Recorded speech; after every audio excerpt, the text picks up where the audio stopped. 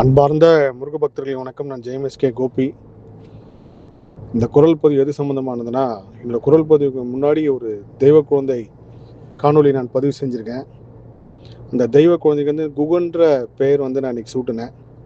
நான் சூட்டுன்ற தண்ணி அந்த அம்மாவோட முருக பக்திக்காக அந்த பெயர் வந்துச்சு.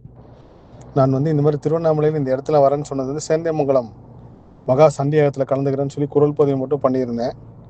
அதுக்கு நடுவில் நம்ம சித்தர் ஐயா எனக்கு பாணியில் வந்து யாசகம் திருவோடு என் கையில் கொடுத்து அவர் யாசகம் எடுத்த காசை முருகப்பெருமான் எனக்கு கொடுக்க சொன்னது சித்தர் ஐயா வந்து திருவண்ணாமலையில் ஒரு இடத்துல பாலாம்பிகை சார்ந்து அங்கே என்ன ஒரு வழிபாடு செய்ய சொல்லியிருந்தார். அவரோட சீடர் வந்து எனக்கு ஃபோன் பண்ணி சொன்னார், ஐயா இந்த மாதிரி அந்த இடத்துக்கு வரணும்னு சொல்லி. அதை யாருக்கும் பதிவு செய்யவே இல்லை. அந்த இடத்துல அது சம்மந்தமாக நாங்கள் இருக்கும்போது இவங்க யதார்த்தமாக திருவண்ணாமலைக்கு சேந்தமங்கலுக்கு என்ன பார்க்க வந்துருந்தாங்க இந்த பெற்றோர் முருகபக்தி முருகர் அடியார். அந்த நேரத்தில் இந்த குழந்தைய வந்து நான் சந்தித்தேன். இந்த குழந்தையோட பெயர் சம்மந்தப்பட்டு கேட்குறப்போ அவங்க ஒரு பேர் சொன்னாங்க. அந்த பேர் வைக்காதீங்கம்மா, நீங்கள் இந்த பேர் வைங்க, இந்த குழந்தை பேச ஆரம்பிச்சிருவான்னு சொல்லி அப்படி சூட்டின பேர் தான் குகன். இந்த பேர் எதுக்காக வச்சு அவங்க என்ன பேர் சொன்னாங்கன்ற ரொம்ப குழப்பமான நிலைமை போனேன். ஏன்னா நான் என்னோட கர்மாராய்ச்சியில் நிறைய விஷயம் ஒன்று அதில் அந்த பேர் சம்மந்தப்பட்டு ஒரு கர்ம சுழற்சி ஒன்று செயல்படுது.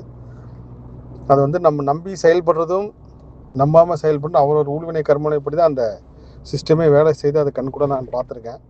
அதில் இந்த குழந்தைக்கு வந்து நான் பேர் வச்சது, அவங்க என்னை பார்த்தது, அங்கே நான் தியானத்தில் வந்து எனக்கு என்ன உத்தரவு வந்துச்சுன்னா, இனி திருவண்ணாமலைக்கு நம்ம வந்தால் திரும்பவும் நான் திருவண்ணாமலைக்கு வரப்போகிறேன், இந்த இடத்துல முருகர் அடியார்களை சந்திக்கணும், முருகர் சொந்தங்களை சந்திக்கணும்னு எனக்கு உத்தரவு வந்துச்சு. அதை நான் வந்து அவங்ககிட்ட சொல்லவே இல்லை.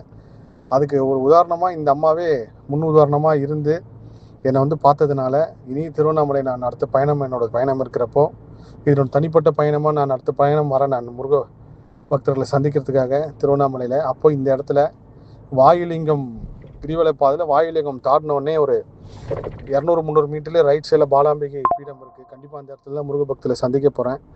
இந்த குழந்தை வந்து திரும்பவும் என்னை சந்திக்க வந்தாங்க. அந்த காணொலியை நான் பதிவு செய்கிறேன் பாருங்கள்.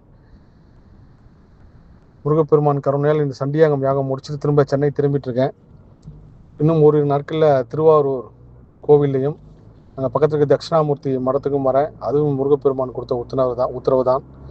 விரைவில் சந்திப்போம்.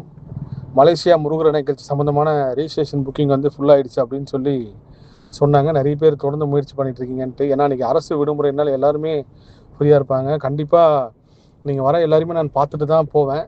ஏன்னா 2 நாட்கள் எக்ஸ்ட்ரா அங்கே நான் தங்குற முருகர் அடியார்களை சந்திக்கணுன்றக்காக.